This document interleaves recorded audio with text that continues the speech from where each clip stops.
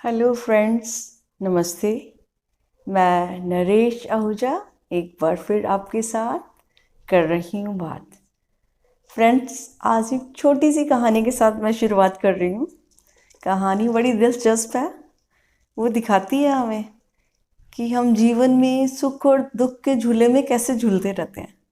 जिम्मेवार तो हम दूसरे को बना देते हैं, लेकिन हम देखेंगे कि कैसे हम खुद ही ऐसी बातें करते हैं जिससे हम कभी सुखी और कभी दुखी होते रहते हैं। तो कहानी ऐसे कहती है कि एक व्यक्ति के घर में आग लग गई। ठीक है, तो अब आग लग गई, स्वाभाविक है उसका परेशान होना। तो उसने जल्दी से जल्दी सबको हेल्प के लिए बुलाना शुरू किया कि आ जाओ, अड़ोसी पड़ोसी सबको बुलाया कि जल्दी से आ जाओ, घर में आग लग गई। सब जगह फ़ोन भी कर दिए। उनका बेटा जो था वो भी जॉब पे गया था, उनको भी फ़ोन कर दिया गया। तो इस तरह से वो बहुत रोने भी लगे कि अब कैसे होगा, पता नहीं टाइम से हेल्प मिलेगी, कुछ बचेगा कि नहीं। तो बहुत परेशान होके, बहुत उदास होके वो अपने इंतज़ार कर रहे थे कि आग कैसे बुझे। अब वो रोए जा रहे थे बुजुर्गों को देखकर। तो इतनी देर में उनके बेटे का जो फ्रेंड था, वो भी, उसको भी पता चला, तो वो भी भागा चला आया। तो उसने अंकल जी को बुलाया और उनके कान में कहा कि अंकल, आप इतना मत रो। कहते क्यों भाई, मुझे ऐसे क्यों कह रहा है, मैं ना रो, मेरा तो मकान जल रहा है और आप कहते रो नहीं, और जल्दी से मेरे बेटे को भी बुलाओ। तो उन्होंने बोला अंकल, बात यह है कि आपका जो मकान है ना, वो कल आपके बेटे ने बेच दिया है। वो सुनकर एकदम हैरान से हो गए और एकदम से स्टिल हो गए, चुप हो गए। जो इतने रो रहे थे, चिल्ला रहे थे, और आराम से मकान को देखने लगे, चल रहा है। अब हुआ क्या, जब बच्चे को पता चला, फ़ोन किया था, तो वो भी अपने ऑफिस से भागा भागा घर आया। तो आते ही उसने अपने पिताजी को गुस्सा किया कि पिताजी, आप ऐसे कैसे खड़े हुए हैं चुपचाप, जल्दी से करो, ये आग बुझाने की कोशिश करो, तो सबको बुलाओ और भी सबको बुलाओ। तो उन्होंने कहा बेटे, आपके फ्रेंड ने तो मुझे ये बताया था कि ये मकान आपने बेच दिया है। तो उनके बेटे ने क्या जवाब दिया, कहते हैं कि कल बात तो बेचने की फाइनल हो गई थी, लेकिन रात को फ़ोन आ गया था, उसने कहा कि अभी मैं ये डील नहीं कर सकता, मुझे थोड़ा सा वक्त और चाहिए, फिर मैं बाद में करूँगा। यानी कहने का मतलब, ये अभी मकान जो है हमारे नाम पर है, अभी ट्रांसफ़र नहीं हुआ ना, हमने इसकी कोई अमाउंट ली है ना। तो उसी समय तो फिर उसके पिताजी बहुत रोने लगे। फिर तो हम, अब क्या होगा, हमारा क्या होगा, है ना। तो कहानियाँ तो सिर्फ ये हमें थोड़ा मैसेज देने के लिए होती हैं कि अब ये कहानी हमें क्या दिखा रही है। ये बड़े हमें आराम से यही दिखा रही है कि देखो, मेरा अगर कोई नुकसान हो रहा है, मेरा मकान जल रहा है, मेरी अटैचमेंट है, मैं कितना रो रहा हूँ, चिल्ला रहा हूँ, दुखी हो रहा हूँ, हेल्प के लिए पुकार रहा हूँ, कितना परेशान हूँ कि पता नहीं मेरा क्या होगा, है ना। क्योंकि वो मकान मेरा है, मैं उससे जुड़ा हूँ, मेरी अटैचमेंट है उससे, वो मेरी प्रॉपर्टी है, राइट। लेकिन जब मुझे पता चला वो किसी और का है, तो उसी समय मैं कैसे शांत हो गया। तो उसी समय वो व्यक्ति कैसे शांत हो गया कि जैसे कुछ हुआ ही नहीं। तो ये हमारी कहानी हमारी मानसिकता को, हमारी मेंटालिटी को दर्शाती है कि, और ये हमें दिखाती भी है कि हम दुखी कैसे होते हैं और सुखी कैसे होते हैं। यानी ये हमें ये दिखा रही है कि जितनी गहरी आसक्ति होगी हमें किसी चीज़ से, जितना गहरा जुड़ाव होगा, उतना ही गहरा हमें दुख भी होने वाला है। तो दुखी हमें कौन कर रहा है, हम हर जगह पर छोटी छोटी बातों के लिए हर जगह अटैच है।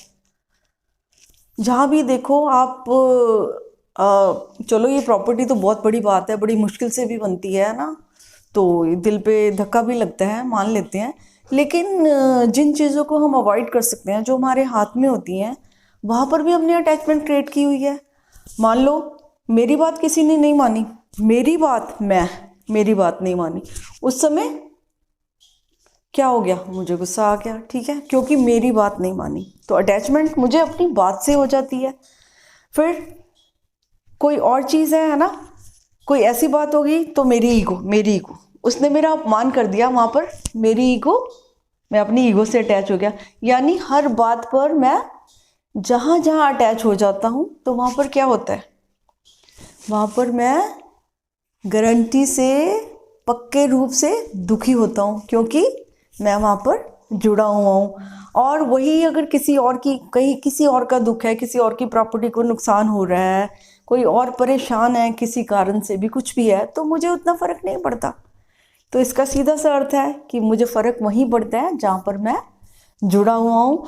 तो अगर हमने देखना है, हम पूछते हैं जी हम दुखी क्यों हुए, हम अपने दुख से बाहर कैसे निकलें, तो हमें अपने अंदर ही झांक कर देखना हो जाएगा कि कहाँ कहाँ मैं गहरे में जुड़ा हुआ हूँ, कहाँ कहाँ मेरी आसक्ति है।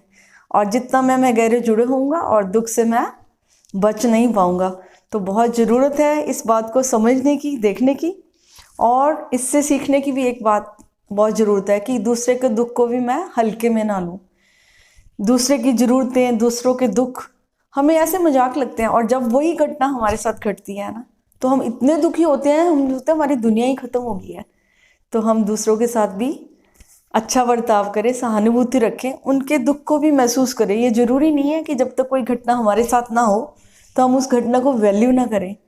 ज़िंदगी में सुख दुख तो सभी के साथ लगे रहते हैं। तो दूसरों के साथ भी सद्भावना रखें। अगर किसी का कोई कार्य कर सकते हैं तो कम से कम, ठीक है, हेल्प नहीं कर सकते, लेकिन उसका मजाक भी ना उड़ाएं कि कुछ नहीं होता। उस समय हम बड़े बहादुर बन जाते हैं, अरे कुछ नहीं होता, हो जाएगा। और जब अपनी बारी आती है तो कहते हैं अच्छा कैसे हो जाएगा, आपने तो कह दिया, ऐसे थोड़ा होता है, वैसे थोड़ा होता है। तो अपने और पराये के जो भेद हमने डाल रखे हैं, और अपने, वो कहते हैं मित्र भी खुद है, हम अपने दुश्मन भी खुद बने हुए हैं। तो अगर हमें सुखी रहना है तो थोड़ी सी अटैचमेंट को भी उसी हिसाब से रखना पड़ेगा। और जहाँ जहाँ अटैचमेंट होगी, चाहे वो व्यक्ति के साथ होगी, चाहे वस्तुओं के साथ होगी, चाहे वो जेवर के रूप में, किसी भी रूप में प्रॉपर्टी के साथ होगी, तो उतना ही मैं परेशान हो जाऊंगा। क्योंकि चीज़ें तो आती जाती रहनी है, कुछ नहीं मालूम, सब कुछ छिन जाना है, मुझे मालूम है। लेकिन जीते जी अगर छिन जाता है तो मैं उसका बहुत बड़ा दुख मनाता हूँ। मैं सोचता हूँ कि मेरी लाइफ ही ख़त्म हो गया है। लेकिन लाइफ जो है वो सुख दुख से बहुत ऊपर की अवस्था है। तो परमात्मा करे वो अवस्था सबको प्राप्त हो जाए तो जीवन सुखद हो जाएगा। सुख दुख तो आते ही रहते हैं, लेकिन उसको सहने की शक्ति, जब हम किसी चीज़ को समझ लेते हैं, तो अगर नुकसान हो भी जाता है तो प्रभु इच्छा मान के, समय का खेल मान के, जैसे भी हमारा ध्यान होता है उस चीज़ को हम स्वीकार कर लेते हैं। क्योंकि कई घटनाएं ऐसी हो जाती हैं, हमारी कोशिश करने के बाद भी कुछ नहीं होता, तो उस रूप में भी हमें स्वीकार तो करना ही होता है। तो बहुत अच्छा है अगर हम उसको प्यार से स्वीकार कर लें, ताकि जीवन में हमारे शांति बने रहे। और जो समय आया है वो तो कभी रुकेगा नहीं, वो बदल ही जाएगा, वो टल ही जाएगा। तो इसी भावना के साथ कि जितनी गहरी आसक्ति उतना गहरा दुख, इस बात को आप ध्यान में रखें और कोशिश करें उतना ही चीज़ों से जुड़े जितना कि आपके जीवन पर ना बनाए। तो फ्रेंड्स, आज इसी बात के साथ मैं आपसे विदा लेती हूँ और आपका धन्यवाद करती हूँ। Thank you friends, thank you very much.